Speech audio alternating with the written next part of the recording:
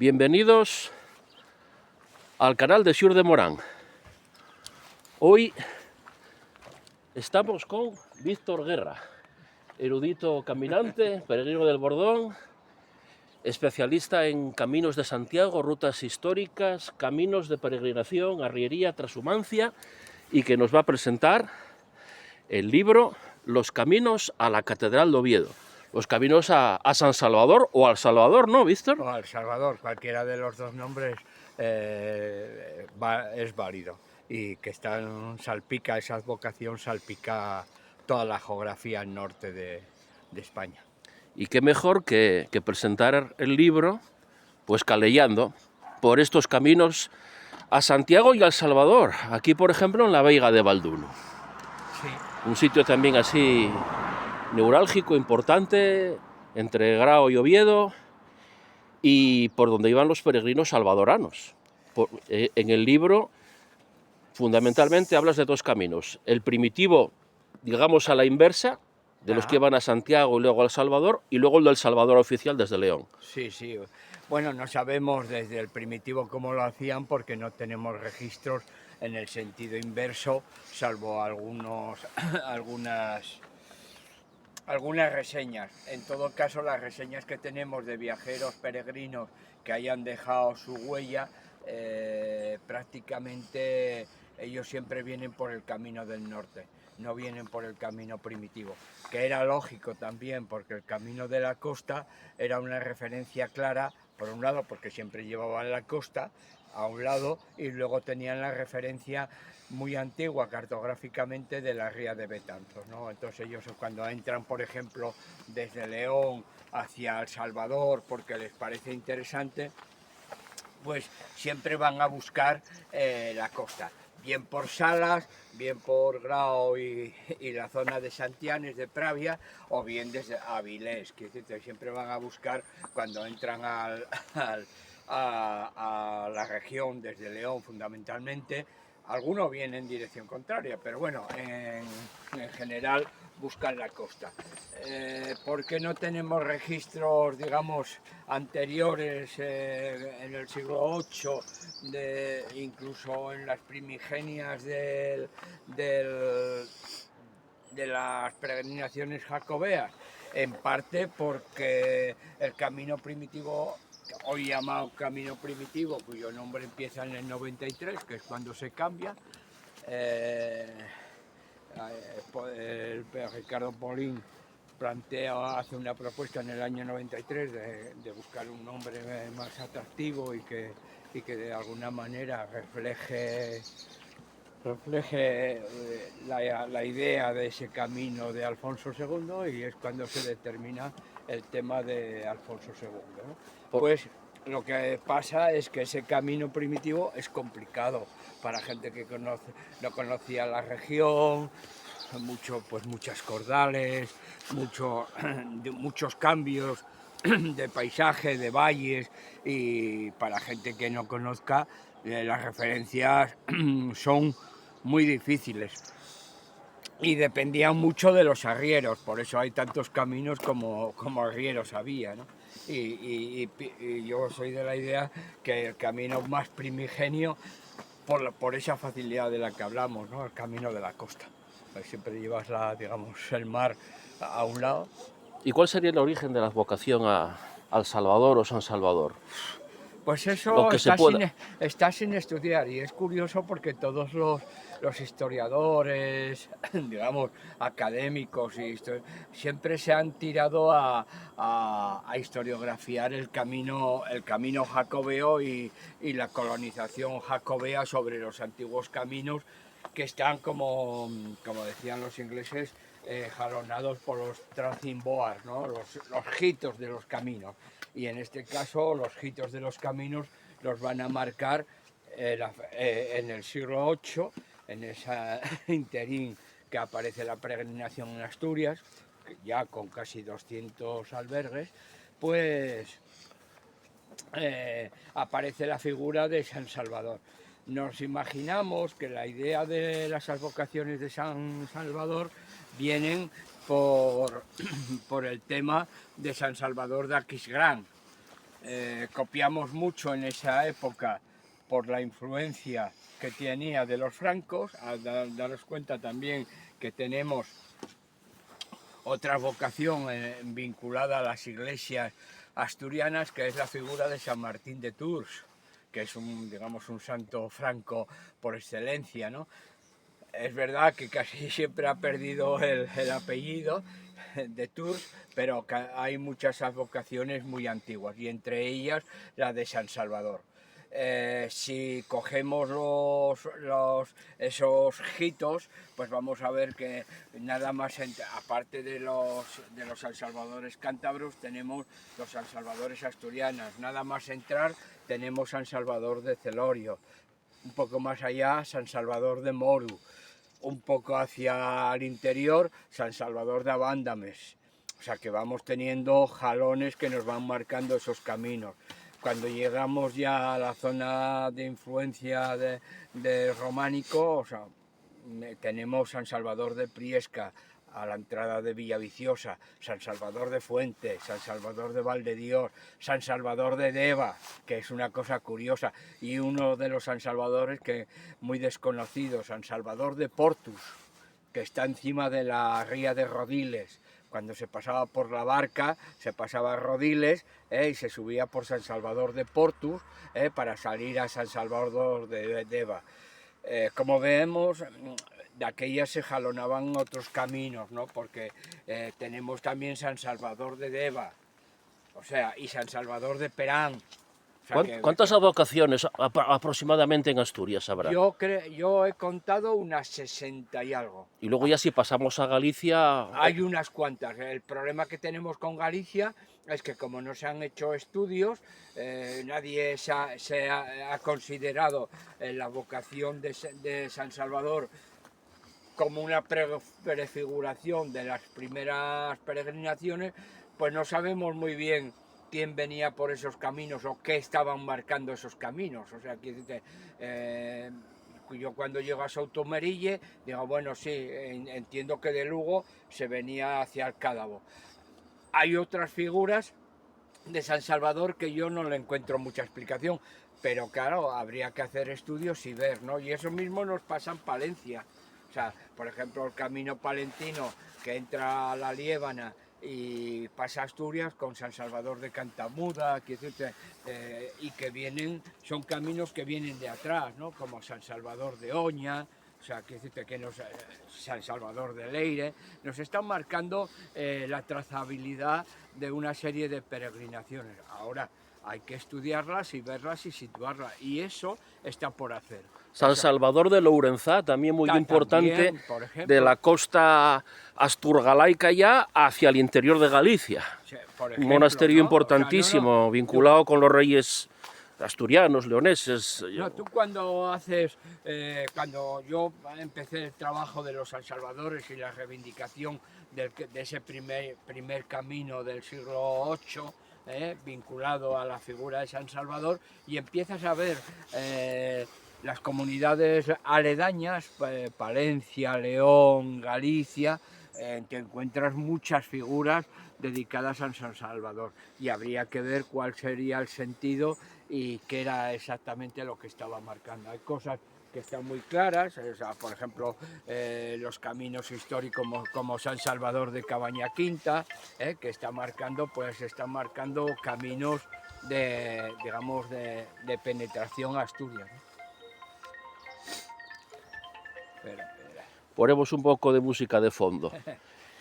Y el libro salió como una idea de reivindicar a San Salvador como un culto incluso más antiguo que el de Santiago. Sí, bueno, nació en ese sentido de venir a Oviedo, nació porque el COVID nos cerró la posibilidad de ir a Santiago o hacer otros caminos, y como no sabíamos cuándo iban a abrir la región, pues la idea era, pues empezamos hasta donde nos dejaban salir, ¿no? Que era llegar a los límites de la provincia. Entonces, el libro lo que hace es reivindicar todos los caminos de Santiago para no complicarlo, pues podíamos coger otros caminos, pero bueno, utilizando la actual traza de los caminos jacobeos, pero desde los extremos para converger en Oviedo, reivindicando esa figura de la peregrinación del siglo VIII, y haciendo de Oviedo realmente el origen y el destino.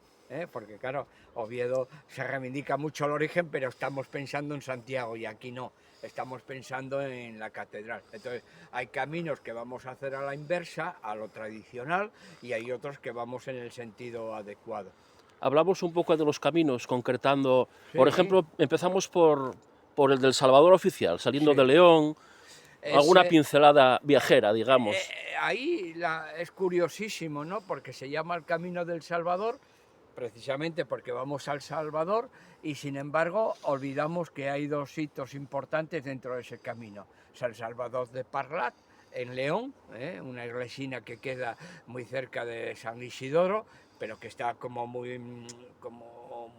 muy obviada en todas las guías sobre el tema peregrino, y que merece la pena tal. Y luego hay otra iglesia que es San Salvador de Cabanillas, que pasa allí, todo el mundo bueno, tal, le da mucha figura a la ermita del Cristo, y sin embargo es curiosísimo que en ese camino ya tenemos un San Salvador, ¿no? Reivindicas, en concreto en Cabanillas, parar en pueblos pequeños para darles un poco de vida, ya que tienen un albergue muchas veces vecinal. No, yo, por ejemplo, para mí es esencial ese albergue, y parar en ese pueblín que no tiene nada más que el albergue y la iglesia y bueno, unas casinas, no tiene servicios. Pero para mí es importante porque lo que hago es dedicarle toda la mañana a León, o sea, quiero decirte, no me madrugo tal, lo que hago es me levanto, visito León tranquilamente, y por la tarde, después de comer, hago el paseo a San Salvador. ¿Qué nos recomiendas en León, tanto desde el punto de vista arte, espiritualidad y también gastronomía? Que no se puede hacer el camino con el estómago vacío. León merece la pena una misa y detenerse. Yo tengo vinculación de niñez, porque pasé los veranos en el Páramo, en Villadangos, y entonces me llevaban a las ferias a León, ¿no? Entonces la cantidad de gente por las calles, en el mercado, el tema de la gastronomía, de ir me acuerdo en la casa que parábamos, que era una especie de padrino, pues eso, el estar con aquella gente que se conocían todos, que pasabas al día, pues bueno, a la vieja usanza. A mí León pues me trae muchos recuerdos, aparte ya del interés ya patrimonial, ¿no? O sea, en León, por eso yo cuando voy pierdo la mañana tranquilamente y parte de la tarde viendo San Isidoro, la catedral, incluso algunos monasterios que puedan, o iglesias que quedan fuera de lo que es el núcleo urbano, y que merece la pena, con esa idea de ir a quedarme a pasar la noche a Cabanillas, que llevo la comida y de noche ya ceno, y es un paseín de un par de horas, que llegas a Cabanillas y luego ya empiezas el camino tradicional Además, ya saliendo de León, ya antes de Carvajal de la Legua, ya ves la montaña de la Robla, Sí, ya ves la cordillera, ya la vas y es el intuyendo. mejor hito que hay, ¿eh? Lo vas intuyendo, sí, la verdad que además si sales con esa calma, pues que la gente se queja de joder, nada más salir de Carvajal ya, pues yo creo que saliendo con esa calma te tomas el camino mucho mejor. Y ves Carvajal tuvo su interés cuando estaban, por eso el nombre de las Carvajalas, ellas eran originarias El primer monasterio del estuvo ahí. primer monasterio, en la zona de Valdebura, me parece que ese es. También tenemos antiguos restos de cenobios, quiero decirte que es una zona como para pasar tranquilamente, ¿no? Y luego ya, pues, la Robla, Sí, lo clásico, ya la Robla, que el, ya no tenemos los hongos aquellos, o sea, ya la chimenea y la todo aquello de chimenea, todo la... eso ha desaparecido, eso por un lado, y luego ya por Gordón, quiero decir que ahí tenemos la variante de Villa Simpliz, que es interesante también para la zona de entrar a Villamanín, que, bueno, en su momento pues fue importante, luego con los tiempos se van desplazando esos caminos con las colladas de San Antón, hasta llegar a la zona de Poladura, ¿no? Que es un poco ya donde ya damos el paso definitivo para entrar a la cordillera. Ahí sí que, ahí ya no solo se intuye y se ve, sino que la vamos a de alguna manera a sufrir, digamos, la dureza de lo que... Sí, las forcadas de San Antón, ya para empezar, ya para coger pierna la Sierra del Cuchillo después, y ya pasar a... Bueno, la eso, Tercia. hay que desviarse, que no nos desviamos, y la verdad es que se coge pocas veces abierta, que es la Gran Colegiata de Arbas, ¿no? Que a mí me parece todo un monumento. Ahora estuvo una temporada abierta.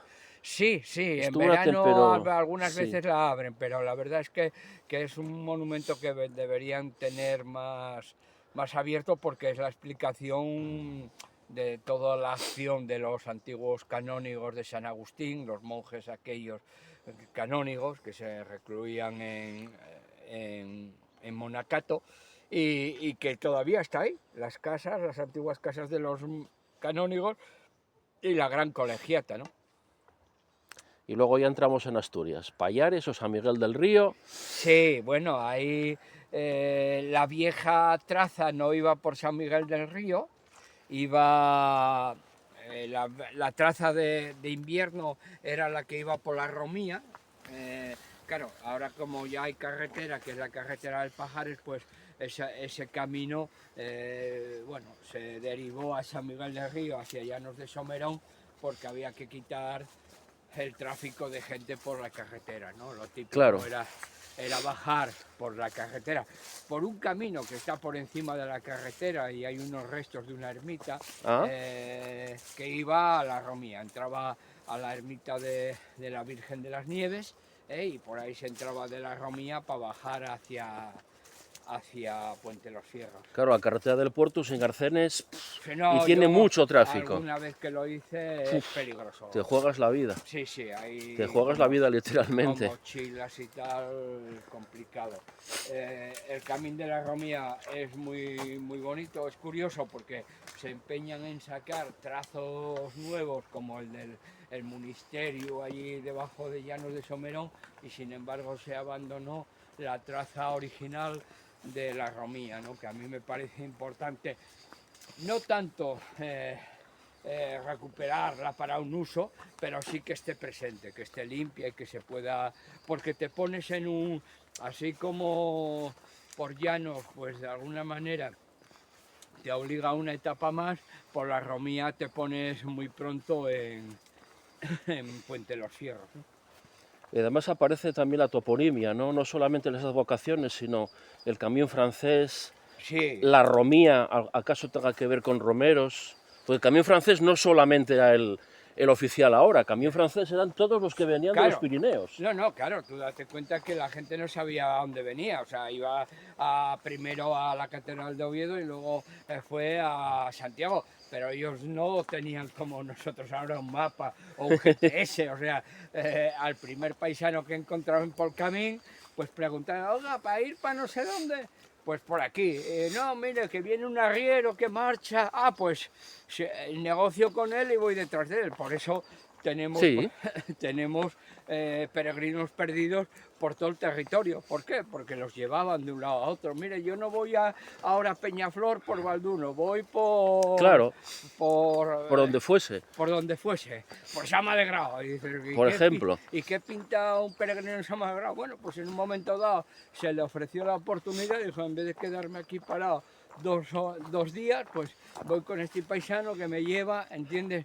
Y me desvía y me indica. Claro, además, leyendo los textos de la literatura odopérica, la de los peregrinos de antaño, no hacían como nosotros, voy a hacer el camino del Salvador, voy a hacer el camino de Santiago de la Costa, voy a hacer el del interior, voy a hacer el portugués. Se metían, iban por aquí, por allá, subían para arriba, para abajo, iban atrás, se quedaban igual una semana en un sitio. Claro, donde iban los de los arrieros. Yo tengo, por ejemplo, en la investigación que estoy haciendo sobre la presencia de los peregrinos y de los peregrinos europeos y la huella que han dejado en textos, en obras y tal, y tengo, a su paso por Asturias, y tengo, yo creo que es el único que hay que tengamos documentación, un prelado austriaco, yo creo que es en 1563, que aparece en Sotres. En Sotres. En Sotres. Bueno, hay un paso ahí, claro, hacia Liébana o viniendo de Liébana. No se sabe por qué, va a Santiago y vuelve por Santiago y por Oviedo.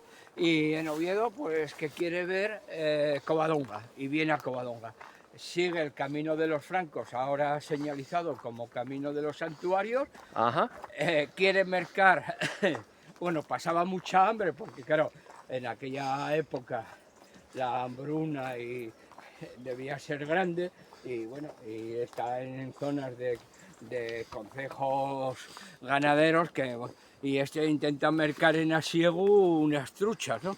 Que es lo único que le venden allí, y unos huevos. Pues fue por Cabrales, por los picos de Europa, claro. Y luego hacia el Cuera, lo más duro de lo más duro. No, él llegó a Covadonga y le dijeron, mire, sigue el camino y el camino de los francos, que es el camino que tenemos hoy señalizado como de los santuarios, se pone en Asiego, donde dice que pasa mucha hambre y que va mercando lo que puede, y llega a Arenas, y en Arenas lo que no sabemos es si subió por la vera del Duje o subió por Caoru. Sabemos que llegó a Sotres, es lo único que sabemos. Y otra cosa que sabemos a ciencia cierta, y es que vio unos ángeles en forma de arrieros y burros en Áliva, porque traían vino y pan.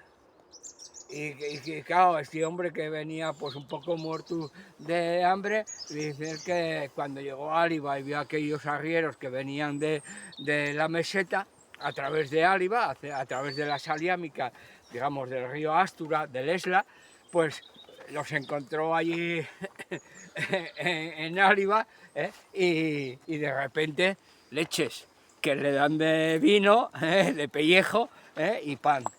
Entonces, claro, encontramos gente, pues eso, como los alemanes también, que llegaron a Ferrera los Gavitos, o sea, están por Luarca y de repente alguien os dice, oye, que hay unos caminos, que eran los caminos de los arrieros, de los vaqueiros, y se ponen en Ferrera los Gavitos. Pues bueno, una cosa circunstancial, de cómo se iban estructurando los caminos en aquella época. O sea, prácticamente cualquier camino de cierta relevancia era susceptible de ser de arriería, de peregrinación, de transhumancia, de migraciones estacionales, la siega Castilla, los artesanos ambulantes, los zapateros de Pimiango. Los trajineros, todo. Los caminos nos da la sensación de que no pasaba nadie. Y eran caminos muy transitados por distintos gremios, o sea, los de los ladrilleros, de Llanes, o sea, los zapateros de Pimiango, o sea, toda esa gente se movía. Es verdad que en invierno esos caminos podían estar muy desérticos, pero luego eran caminos como muy transitados, ¿no? Tienes un prólogo muy bueno de Carlos María de Luis. Hay que reivindicar que la gente lea los prólogos porque a veces dan pistas sobre el autor y su obra. Hombre, y luego tener el lujo de contar con Carlos María, que ya está muy mayor, yo creo que merece la pena reivindicar, porque además fue uno de los historiadores académicos y divulgadores que primero empezó a hablar de todo el tema de la monarquía asturiana y el tema de los caminos, ¿no? O sea, para mí fue un maestro, siempre lo he seguido. Hicimos cosas curiosas, como cuando aparecía aquel famoso templario que luego resultó ser un seguidor de San Antón, el famoso templario de la Basílica de Llanes, que siempre creíamos que fue que era un templario que abría la capa, y luego cuando ya pudimos ampliarlo, porque con las fotos aquí es cuando ya llegó la modernidad y pudimos abrir, vimos que no era que abriera la capa, sino que tenía, o sea, un bastón y el candil de los antonianos, ¿no? Y luego descubrí, trabajando más, descubrimos que había habido una encomienda antoniana en Llanes también. Hablando de los peregrinos de ahora, haces hincapié en que no pones tiempos. Como mucho pones kilometraje, pero los tiempos, unos van corriendo, hoy en día se hace a veces casi imprescindible si quieres dormir a techo, pero otras veces, oye, uno que va haciendo fotos, o hablando con los vecinos, o se para a ver una iglesia, un monumento, un paisaje. Ya cuando trabajábamos, cuando el camino de Covadonga, cuando trabajábamos la caminería y el diseño de los senderos, a mí me parecía que poner horarios era como hipotecar un poco pues el caminar, ¿no? Es decir, no llego porque ya pasé 3 horas. No, yo, digamos, tengo un lema que es prisa no tengo, tarde no es. Quiere decir que salgo por la mañana, bueno, es verdad que yo soy un peregrino un poco extraño, porque salgo cuando está la luz puesta y las aceras puestas, y los caminos ya no tienen megas, ni lobos, ni nada, o sea que salgo con la luz y camino prácticamente todo el día. Ahora, antes, bueno, siempre duermo donde coincida, entonces con el vivac. Ahora digamos que ya están los albergues y tal, pues lo que hago es reservar, para no tener ese problema de ser un hombre detrás de una cama, ¿no? Y sobre todo en caminos un poco tan especiales como los nuestros, que quitando la costa, que tiene mucha diversidad de alojamientos, en el primitivo, pues por ejemplo ya hay menos, entonces en determinadas épocas estás un poco apretado. Y entonces el poner horarios, a mí me pareció siempre que depende de lo que se camine, puedes a lo mejor caminar en 3 horas, pero luego perder 4 horas haciendo fotos, como nos pasa a nosotros, con lo cual hay luego cosas que no se entienden, porque tú puedes poner 3 horas y luego resulta que te llevas 7, ¿no? Entonces, bueno, que la gente, digamos, se programe en ese sentido el viaje. Es verdad que eso es muy difícil ahora, yo lo veo porque este año pasado estuve de hospitalero un grado y ha cambiado todo el perfil y todo, o sea, ahora la gente viene muy pronto detrás de una cama y no le importa estar desde las 11 de la mañana a la puerta del albergue esperando que abran a las 3 de la tarde para dormir, porque además es comer y ya no salen de la cama, que si el vídeo, que si las fotos, que si no sé, ya no ves a los peregrinos ya, digamos, en los comedores y tal, esa figura tan, digamos, tan emblemática del peregrino cada vez se ve menos. Yo este verano pasado veía a los polacos bajar a media tarde, casi al anochecer para dar un bocado y tal, y el resto estaba metido en la cama. O sea, Y visitar monumentos, nada, visitar lugares nada. de interés. Eso no es porque yo lo diga, pero si vamos a las redes, o sea, al Facebook, veremos, bueno, por ejemplo, fotos de iglesias, muy pocas, y fotos del interior de las iglesias, menos. Murallas y todo eso, nada. Murallas, escudos, Casona, nada. algún hórreo con suerte porque está en el camino y alguna flor. En el primitivo lo que vas a ver son praderías, caballos, vacas y panorámicas. Quiere decirte que en ese sentido, bueno, uno que lleva ya muchos años y que ve casi con la nuca, pues vas viendo, bueno, los viejos árboles que van marcando los caminos, los robledales, los antiguos fresnos y tal. Todo eso se le presta muy poca atención. Es más, digamos, un reflejo digamos, fotográficos del ambientalismo que del valor patrimonial, de lo poco que hay, porque tampoco, porque podías decir, es que hay, ya estoy cansado de fotografiar monumentos, es que realmente tenemos muy pocos, ¿no? Y luego los desconocemos casi todos, Sí, esa es otra, ¿no? Entonces, en ese sentido, es una pena, el perfil va dando, digamos, ese estar en el camino, a mí me da pena, ¿no? Porque yo que hago los caminos saliendo de mi casa y volviendo a mi casa, y hago por eso caminos un poco extraños, ya casi no para nadie a preguntarte, oye, ¿y dónde se come? ¿O dónde puedo quedarme? O tal. y si lo están haciendo están mirando el teléfono para ver si lo que dices es verdad o tal. Porque este libro aquí pateaste caminos, pero no una vez ni dos, sino repetiste y repetiste y Sí, repetiste. bueno, Y luego bibliografía, fuentes de historia, sí, de hombre, patrimonio. no se trataba de hacer una guía kilométrica al uso como podíamos hacerlas antes, sino primero dar un vistazo general histórico, situar cosas que yo creo que nos ajustan a, por ejemplo, el tema del viaje de Alfonso II por el primitivo, que tanto se glorifica y tal, pues hay cosas que, bueno, a mí me gusta puntualizar y dar una pauta distinta. Y luego dar a conocer lo que hay, porque eso explica el camino, ¿no? O sea, que haya, por ejemplo, en Pedregal un albergue que se pagaba al señor arzobispo de Santiago 2 bueyes al año. Joder, El Pedregal Tineo. Tineo, sí, que era darle como 2 tractores Sí, actuales. sí, sí, sí, sí, Es exacto, exacto, sí, sí, sí, sí. Era un impuesto feroz. Debía dar muchos dineros, ¿no? Oye, estábamos antes, lo dejamos un poco, el Camino del Salvador oficial, y Sí. estábamos ya entrados en Asturias. Sí. Hay que hablar también del final, de la meta, ¿no? Sí. Pasando por la Polalena, Mieres, y llegar El a Oviedo, la Sanza El Ovetensis. Salvador de Mieres, que hay un barrio que es una zona que es el Salvador de Mieres, que esa es otra de las cosas que hay, el cambio de advocaciones, ¿no? Como San Pedro de Plecín, que era San Salvador de Plecín, o San Salvador de Leveña, en la Liébana, que era ahora ya es Santa María de Leveña.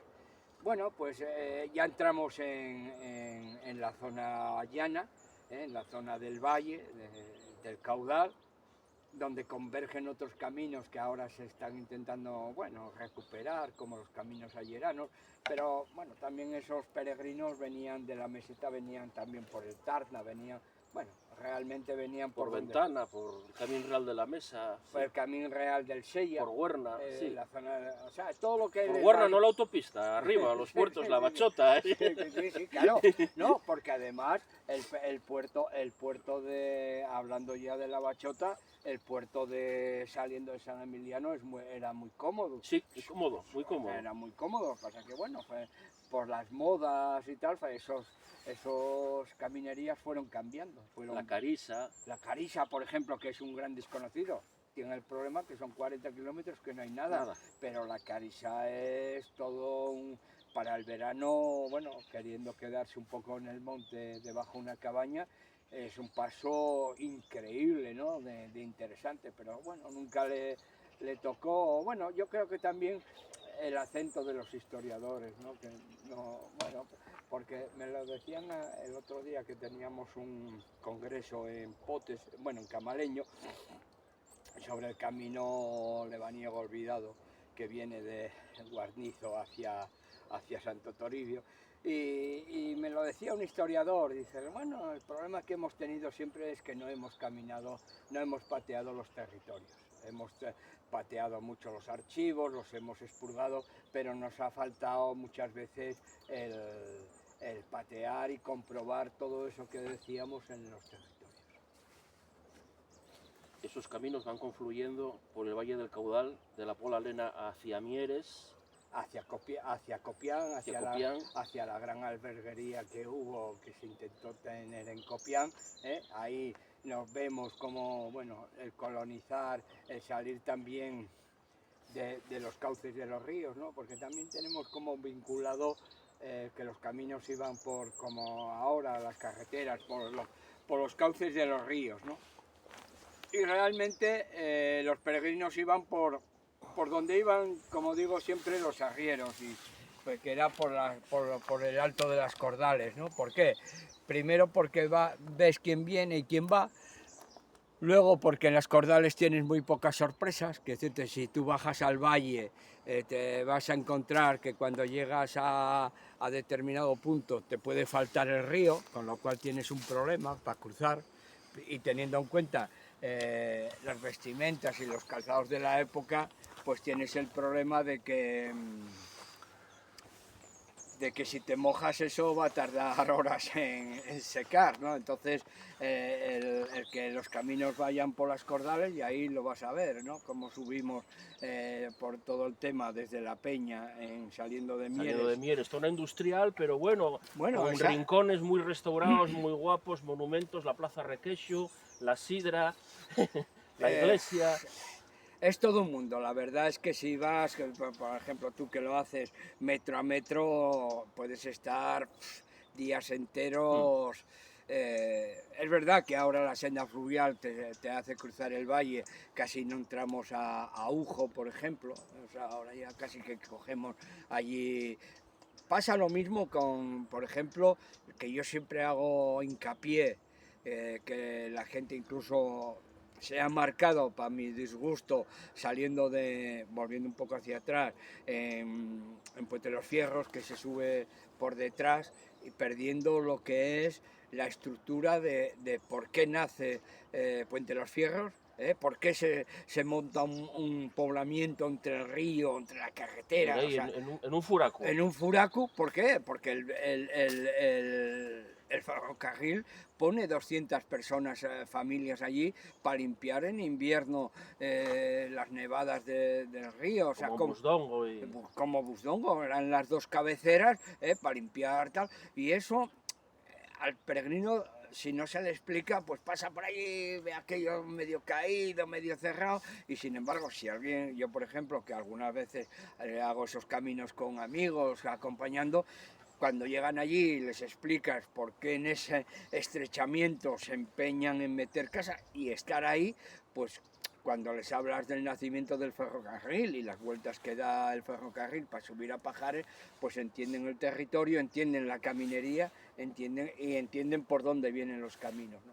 Retomamos La Peña, La salimos de Peña. Mieres, ahora hay la carretera de Castilla, pero antes hubo un camino más antiguo, ¿no? Un camino real que Sí, coincidiría o no, porque había ahí una malatería, hubo un hospital de peregrinos, se quiso en la ver, zona de el Copia. castillo de Aguilar. Sí, bueno, y, de eso sabes tú más que yo porque vas rastreando, digamos, metro a metro, ¿no? Pero realmente los caminos, digamos, que más reconocemos son los que nos vienen del 18 y el 19. Entonces ahí, digamos, la línea que luego siguió la carretera es un poco la que nos marca la traza, salvo que cuando llegamos No, yo arriba niego, al Padrón, sí, al Padrón ya nos echamos con al la vieja monte. traza para bajar a Olloniego.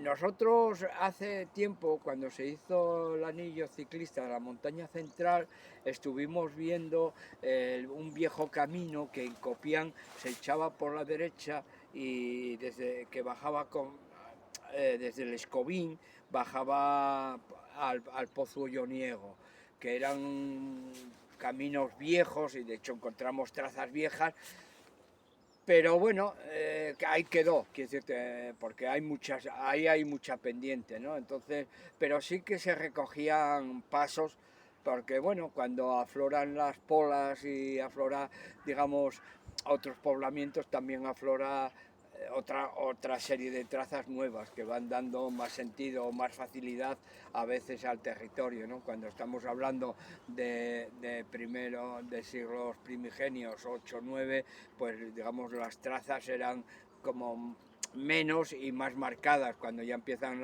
las polas ya empieza a crearse toda una red de caminos para dar Claro, auxilio a los pueblos, a los mercados se y fundan tal, los ¿no? hospitales de pobres y peregrinos, Exacto, malaterías, etcétera. exacto.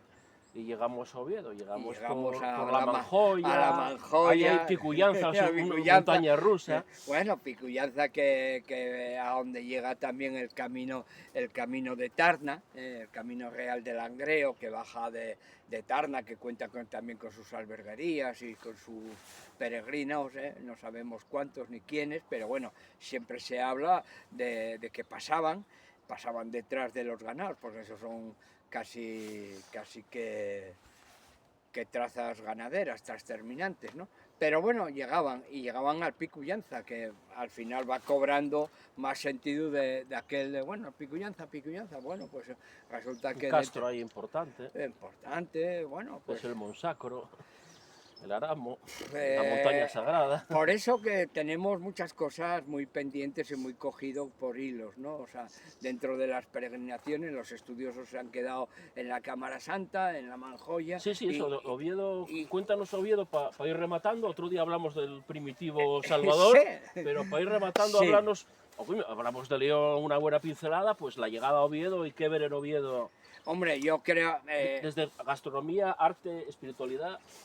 yo creo que hay que situarse, si estamos hablando del libro de los caminos a la Catedral de Oviedo, hay que ver Oviedo lo que era en aquel momento, ¿no? Se está construyendo una capital, Alfonso II se empeña en que la dinastía visigoda tiene que tener bueno, a parangón de Carlomagno tiene que tener una capital adecuada y trabaja en ello a pesar de todos los follones que tiene durante su largo mandato o su estancia de la mano de Adosinda, de su tía Adosinda, y se está construyendo Oviedo, ¿no? Oviedo, la referencia más importante va a ser la Cámara Santa.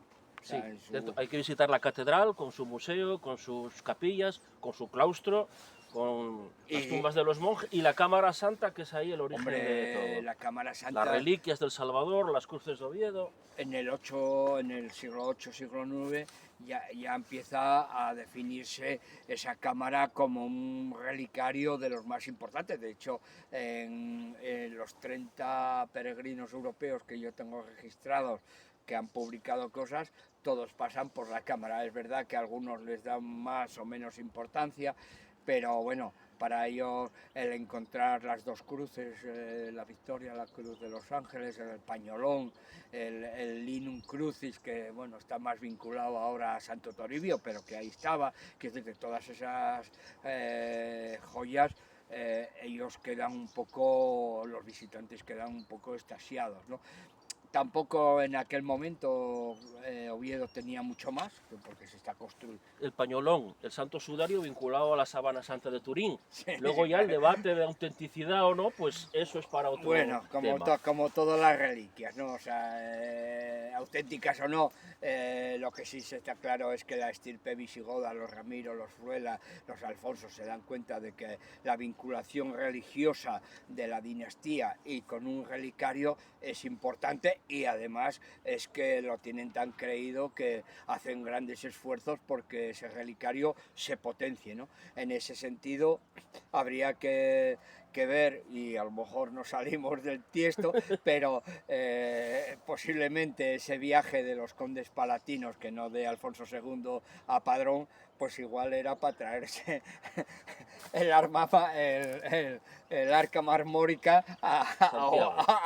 de Oviedo, Es a verdad, Oviedo. ¿qué pasaría para que Santiago le comiese el melón a San Salvador ya desde el principio prácticamente?